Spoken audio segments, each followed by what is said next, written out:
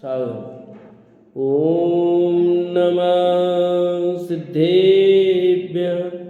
ओम नमः सिद्धेभ्यः। ओम जय जय जय। नमोस्तु नमोस्तु नमोस्तु। नमो अर्यन्ताणं नमो सेद्धाणं नमो ऐरियाणं नमो वजायाणं नमो लोये सवसावणं।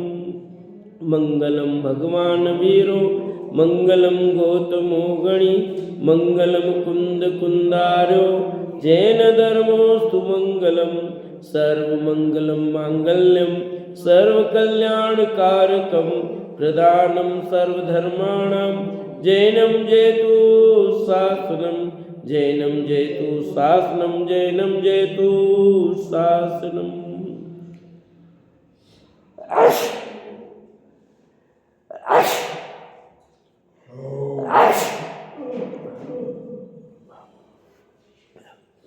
जम जस जम्मि देशे जैन विहाणेन जम्मिकालम्मि नादं जैन नियदं जम्मं वा मरणं वा तमतस्स तम्मि देशे तेन विहाणेन तम्मिकालम्मि कोशक दिवारेदुम इंदो वा तजनिंदो वा त्युवण तिलियम देवं वंदिता त्युवणिंद परिपूज्यम वोक्षम अनुपेयाओ भव्य जनानंद जननियो। बोले जिनवाणी मात की जय हो। बोले सती मात की जय हो।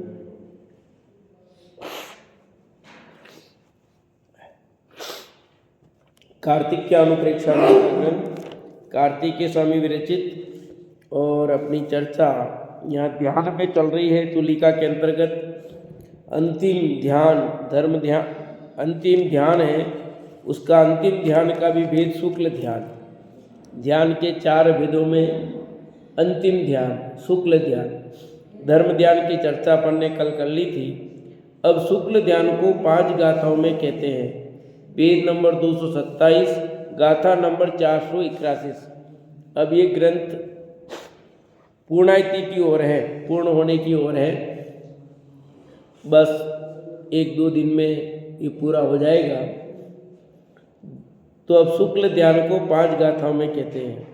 जत्थ गुणासु विशुद्धा ऊसम खमणम च जत्थ कमाणम लेसा विजत्त सुक्का तम सुक्कम भण देज जानम। जहाँ भले प्रकार विशुद्ध उज्ज्वल गुण यानी ज्ञानोपयोग आदि हो, जहाँ कर्मों का उपशम तथा क्षय हो और जहाँ लेस्या भी शुक्ल ही हो, उसको शुक्ल ध्यान कहते हैं। उसको क्या कहते हैं? लेस्या भी शुक्ल हो और यहाँ सामान्य शुक्ल ध्यान का स्वरूप का है। विशेष आगे कहेंगे। कर्म के उपशम और क्षय का विधान अन्य ग्रंथों से टीकाकारों ने लिखा है, सो आगे लिखेंगे। ठीक है। अभी यहाँ क्या कह रहे हैं इस गाथा में? शुक्ल ध्यान का स्वरूप बता रहे हैं कि भले प्रकार विशुद्ध। इसका अर्थ किया व्यक्त कषायों के अनुभव से रही, यानी कषाय यहाँ समाप्त हो गई। उज्ज्वल गुण किसको? ज्ञानोपायादि गुण को कहा। जहाँ कर्मों का उपशम तथा क्षय हो और जहाँ लेस्या शुक्ल ही हो, उसको शुक्ल ध्यान कहते हैं। 8वें गुण स्थान से शुक्ल ध्यान शुरू होगा। 7 तक तो धर्म ध्यान था। 8वें गुण स्थान से श्रेणी चढ़ते हैं। तो यहाँ 2 शब्द है, उपशम और क्षय। तो एक उपशम श्रेणी और एक छपक श्रेणी। उपशम श्रेणी वाला तो गिरेगा और छपक श्रेणी वाला गिरेगा नहीं, वो तो भगवान बन करके ही रहेगा। उपशम वाला वापस गिर जाएगा। तो उपशम श्रेणी वाला भी शुक्ल ध्यान करेगा, छपक श्रेणी वाला है तो भी उसको शुक्ल ध्यान होगा। बिना शुक्ल ध्यान के श्रेणी नहीं चढ़ी जाती। ठीक है, श्रेणी चढ़ेगा तो शुक्ल ध्यान होगा ही होगा।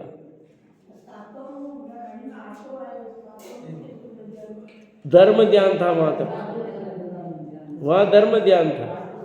अब शुक्ल ध्यान शुरू हुआ 8वें में। 8वां गुणस्थान शुक्ल ध्यान का है।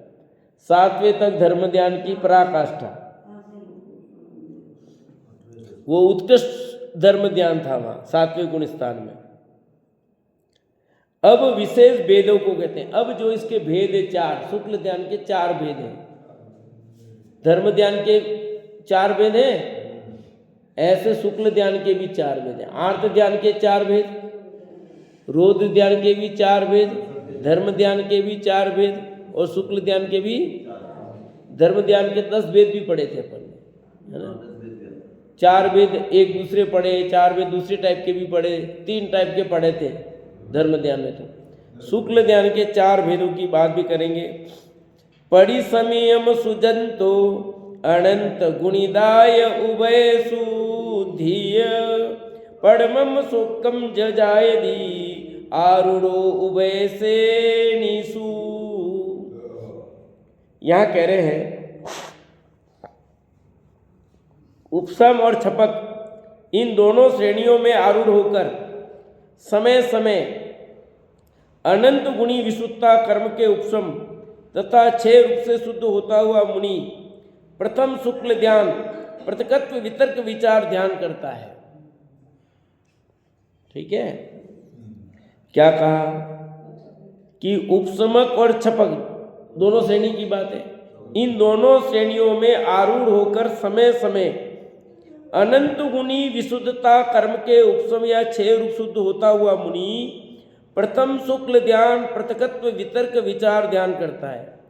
तो शुक्ल ध्यान का पहला भेद जिसका नाम क्या है? प्रत्यकत्व वितर्क विचार।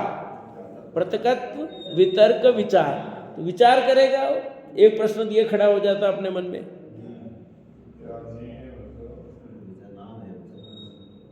भाई 7वां गुणस्थान शुद्ध उपयोग का, 8वां गुणस्थान शुद्ध उपयोग का, तो विचार करेगा क्या? सबका समाधान आगे देंगे भी, है ना। विचार होता है कि नहीं होता है, क्या होता है। यहाँ कह रहे हैं कि उपसम श्रेणी वाला हो तो भी यह ध्यान करेगा, छपक श्रेणी वाला हो तो भी प्रत्यकत्व वितर्क विचार शुक्ल ध्यान होगा ही होगा।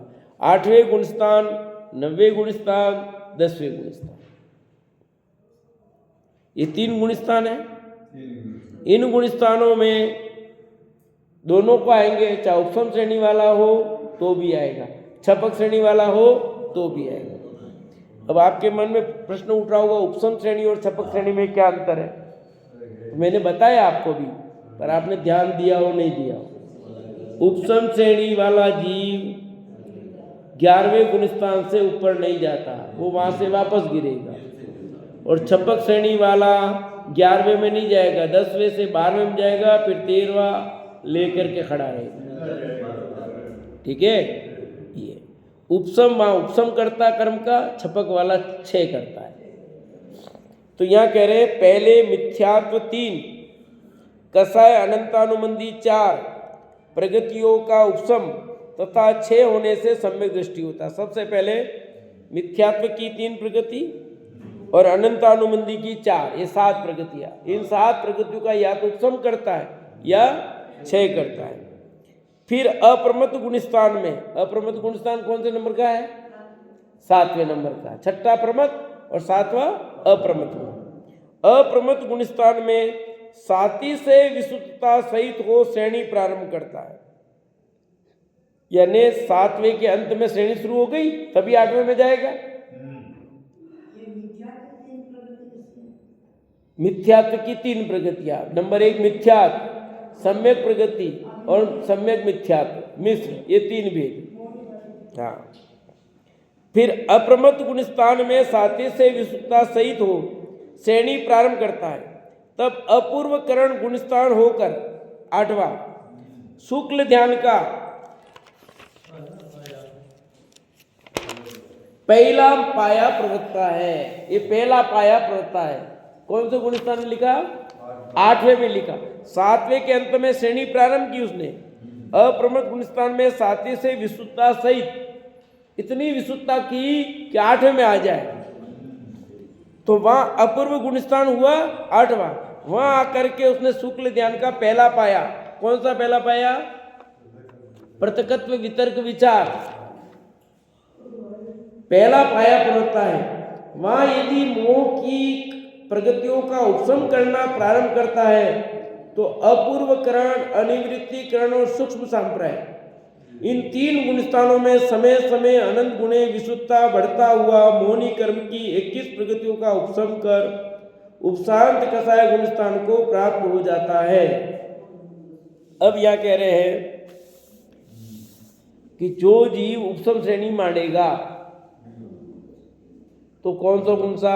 8वां, 9वां और 10वां। 8वें गुणस्थान का नाम लिखा अपूर्वकरण, 9वें का निवृत्तिकरण और 10वें का सूक्ष्म। इन तीनों गुणस्थानों में समय समय अनंत गुणी विशुद्धता। विशुद्धता क्या होती है? शुद्धि की वृद्धि, शुभ भाव नहीं, शुद्धि की वृद्धि, शुभ भाव। जो परिणाम थे उसमें और निर्मलता, शुद्धि की वृद्धि यानी वितरागता की वृद्धि। ठीक है, वितरागता का अंश बढ़ता हुआ, कर्मों की निर्जरा, अनंत गुणी। जो कर्म बंधे थे वे एक तरफ खिड़ते हुए रहेंगे और इधर परिणाम निर्मल होते हुए, परिणामों की विशुद्धता होगी और कर्म इधर जाएंगे, इधर बढ़ेंगे इधर घटेंगे। यानी संसार कटता हुआ समझो और मोक्ष निकट आता हुआ। ठीक है भाई, अपन यहां से गाड़ी चलाएंगे, मान लो डबोक की तरफ, तो डबोक की तरफ गाड़ी जा रही है तो उदयपुर क्या होगा? दूर होगा, और डबक क्या होगा? निकट आएगा। तो अपनी गाड़ी अब इधर चल रही है तो मोक्ष निकट आएगा और संसार बढ़ता हुआ जाएगा। करता जाएगा। 21 प्रगतियों का उपशम, मोनी कर्म की 21 प्रगतियां। अब ये मोनी कर्म की 21 प्रगतियां कौन कौन सी? कौन बताएगा? 21 प्रगतियां लिखी, 28 प्रगतियां होती है। दर्शन मोनी की और चारित्र मोनी की, दोनों को मिला के 28 प्रगतियां। यहाँ लिखा मोनी कर्म की 21 प्रगतियां, मोक्ष, ठीक है ना? तो इसमें 28 तो टोटल है, 21 प्रगति आएगी ना, 28 पूरी नहीं हो रही, इसलिए तो बात है कि क्योंकि अभी उपशम श्रेणी की बात चल रही है। किसकी चल रही है? उपशम श्रेणी की। तो कह रहे मोह की प्रगतियों का क्षय करना, मोनी कर्म की 21 प्रगतियों का उपशम कर उपशांत गुणस्थान को प्राप्त हो जाता है। कौन से गुणस्थान को? उपशांत, क्योंकि अभी पूर्ण प्रगतियों का क्षय नहीं हुआ। अगला 6 में अगला 12वां गुणस्थान आएगा। अभी 11वें की 11वें में आ रहा है। ठीक है, 28 ले लेंगे तो पूरा 6 हो गया, काम हो जाएगा। हाँ, 7 बाकी उपशम में, अभी यूं 6 नहीं हो रहा है अभी दर्शन मोनी, ये 7 प्रकृतियां तो 6 पहले वो हो गई, अब 21 की और अब 21 रही ना, तो 7 प्रगतियां अलग रहेगी। अभी 21 मोह की प्रगतियों को सत्ता में, आगे लिखा, मोह की प्रगतियों का क्षय करना प्रारंभ करता है ही तीनों गुणस्थानों में 21 मोह की प्रगतियों को सत्ता में से नाश कर क्षीण कसाय 12वें गुणस्थान को प्राप्त हो गया। अब 3 और 4 7 घटाओ, अप्रत्याख्यान, प्रत्याख्यान, संजलन, 4 तारीख 12, 12 और 9, 9 कसाय, 12 और 9 कितनी हुई? 21। तो 21 प्रगतियों का क्षय करेगा, क्योंकि बाकी प्रगतियों का पहले कराया। ठीक है, यहां पर क्या करेगा वो? सभी प्रगतियों का क्षय कर दिया, क्योंकि उपशम छपक श्रेणी चढ़ रहा है तो क्षय करेगा, उपशम श्रेणी चढ़ रहा है तो उपशम होता है, क्योंकि वहां गिरने का चांस है। हाँ, उपशम ही हुई है, 6 नहीं हुई ना, दबी हुई है अभी, सत्ता में पड़ी हुई है अभी, और 6 कर दिया तो बात खत्म।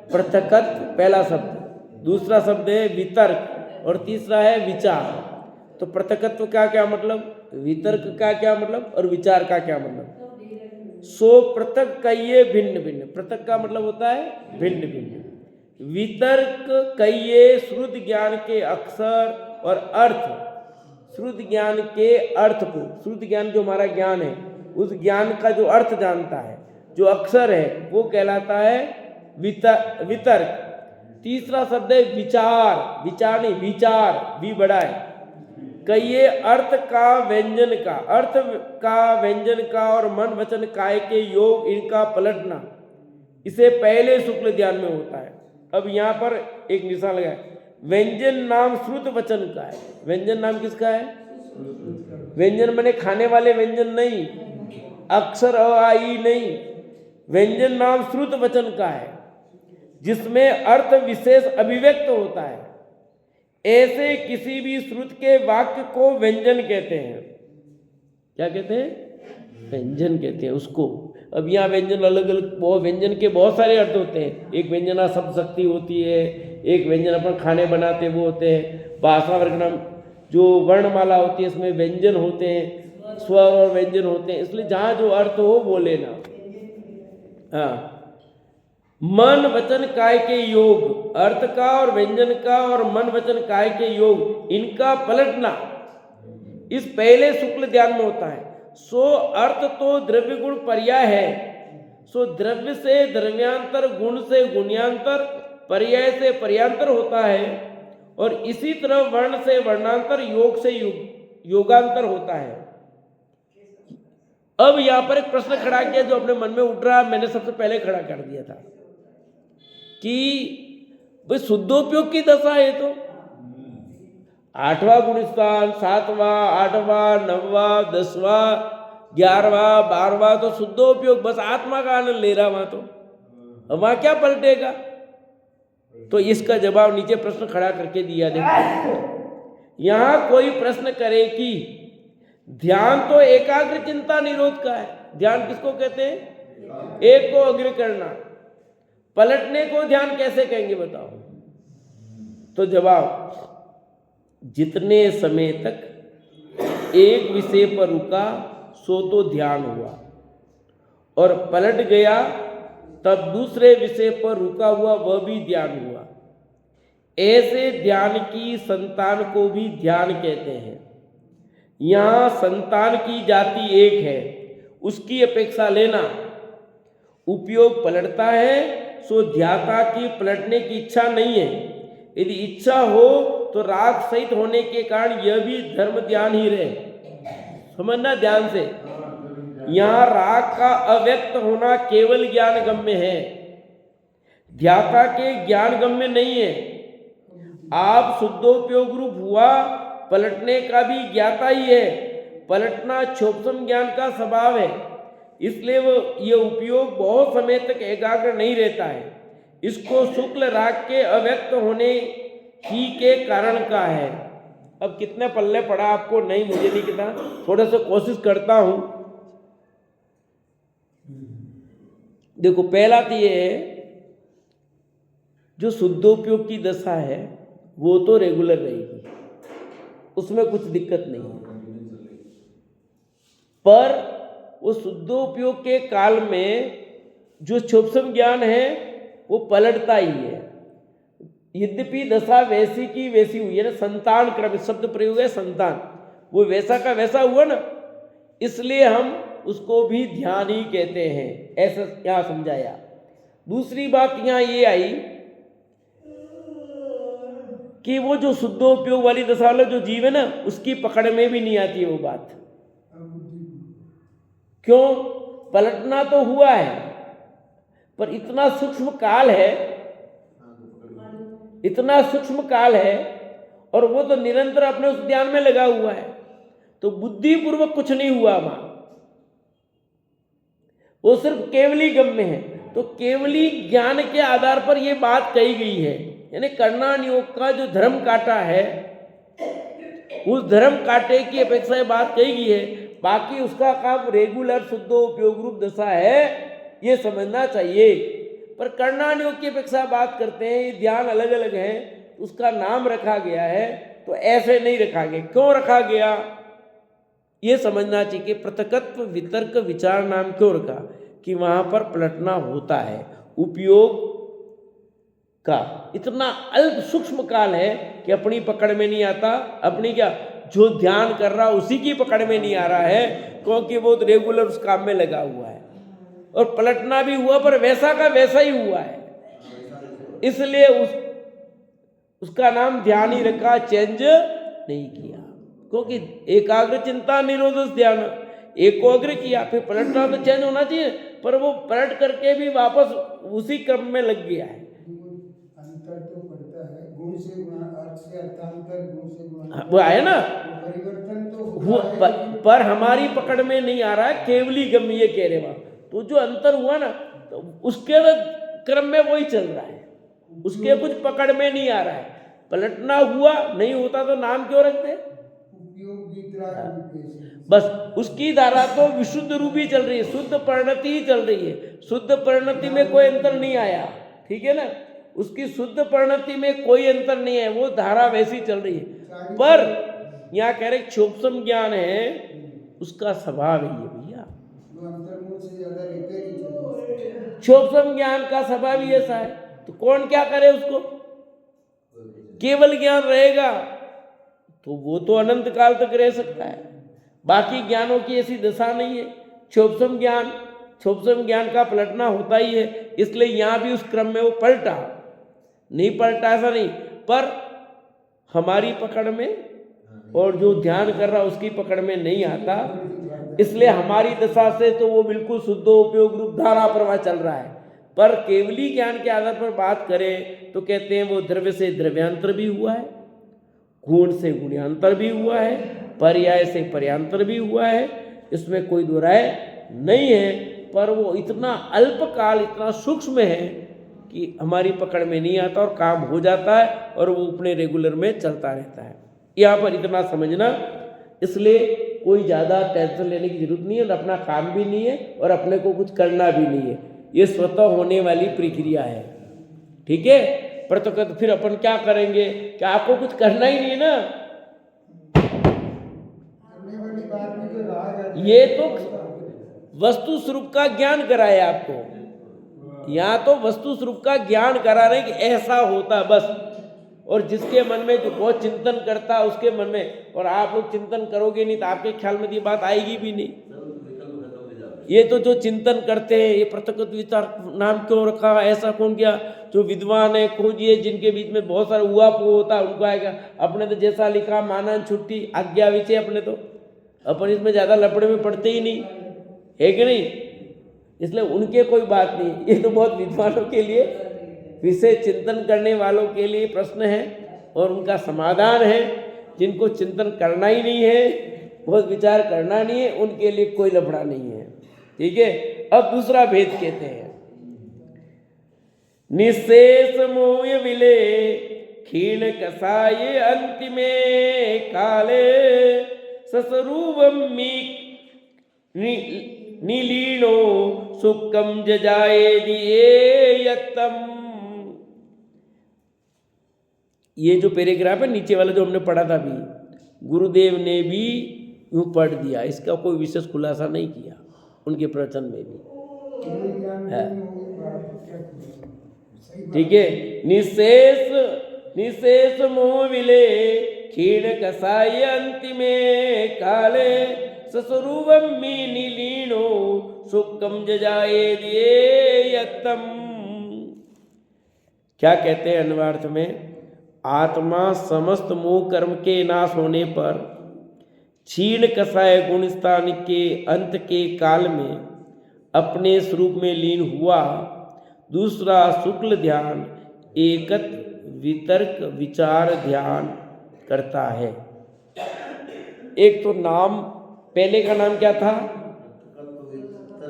पृथकत्व वितर्क विचार था, अब यहाँ एकत्व वितर्क विचार है। वितर्क विचार तो वही आया है, पर वहाँ पृथकत्व था, यहाँ एकत्व शब्द आया है। वो नाम और ये नाम में अंतर समझ में आ गया। वहाँ एकत्व शब्द का प्रयोग नहीं है, वहाँ पृथकत्व है, यहाँ एकत्व है। एकत्व वितर्क विचार ध्यान करता है। पहले पाए में उपयोग पलटता था सो पलटता रह गया। एक विचार है यहाँ पर, तो यहाँ विचार नहीं लिखा है, कई जगह विचार शब्द का भी प्रयोग मिला है। संधि विच्छेद करें तो अविचार नहीं है। यहाँ पर अभी पृथकत्व वितर्क विचार, क्या कहा आपने?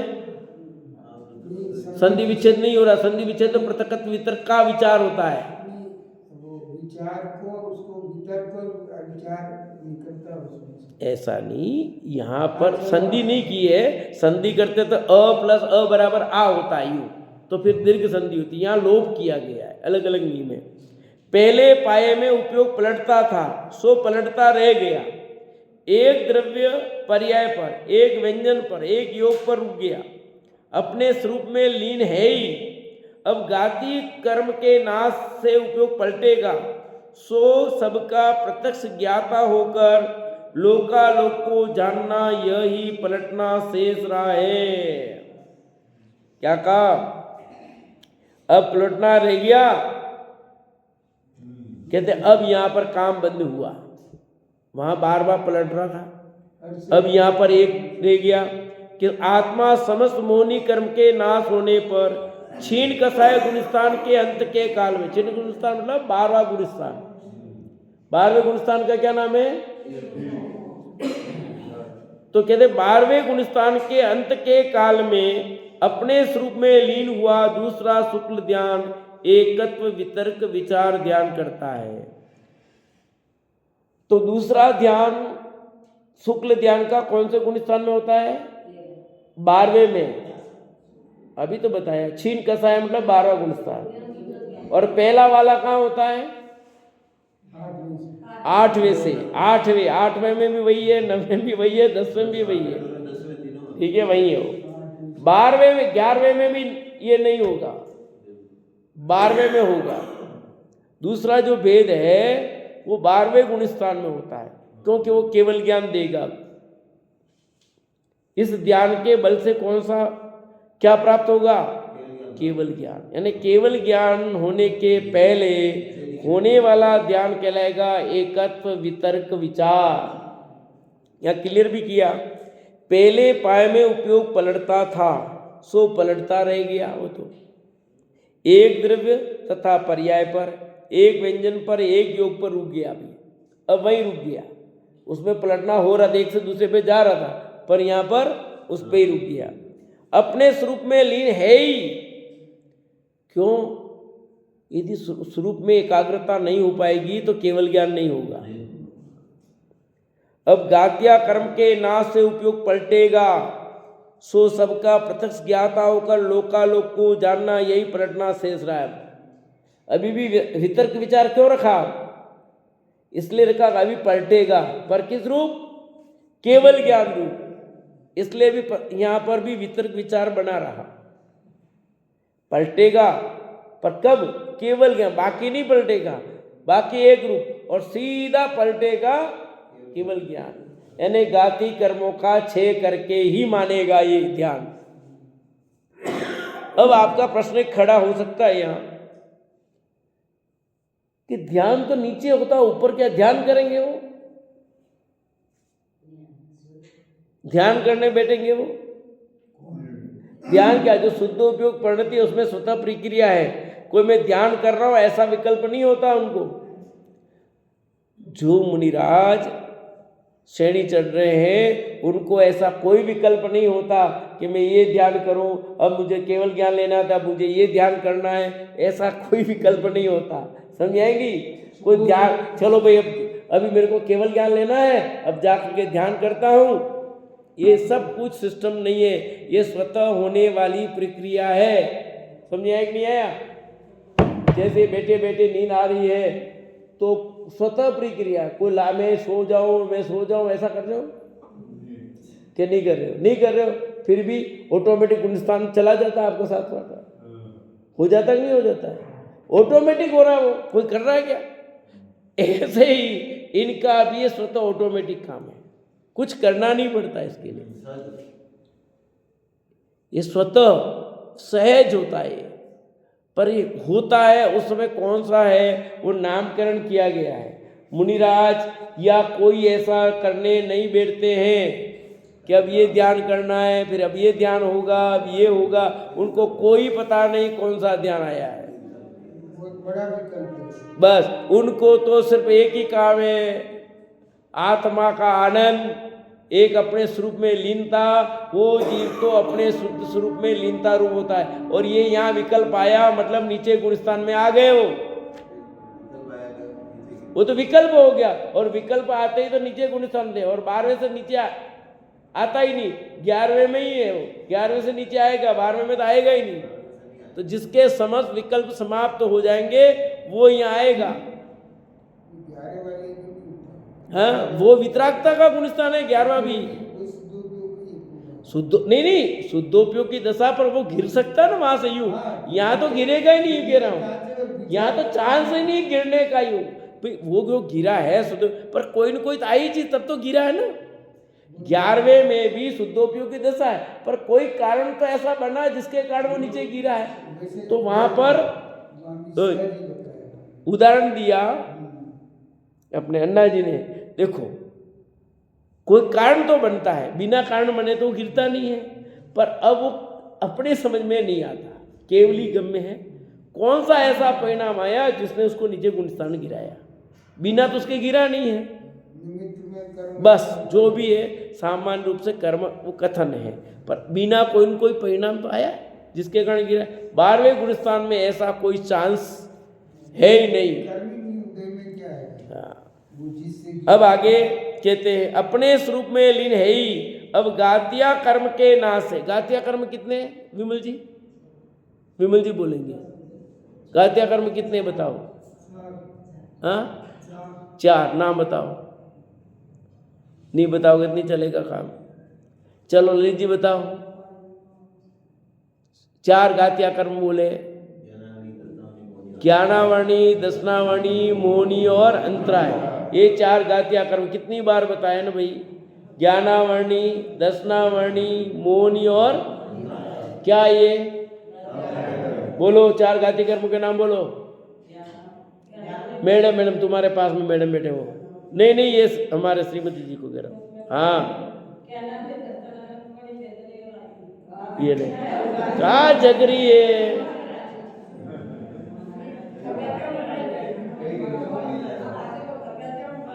सुमन दीदी जगाओ जरा बोलो।